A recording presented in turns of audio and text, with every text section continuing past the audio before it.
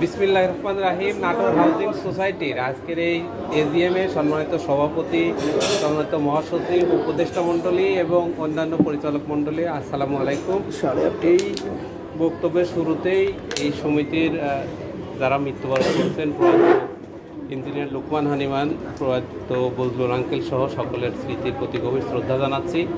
আমি এই সমিতির পরিচালক জনাব মোহাম্মদ নাসির উদ্দিন বিশ্বাস, আমেরিকা প্রবাসী, তার পক্ষে প্রতিনিধি হিসাবে পূর্বাচলের যে জমি সেটা বিক্রির পক্ষে মত পোষণ করছি।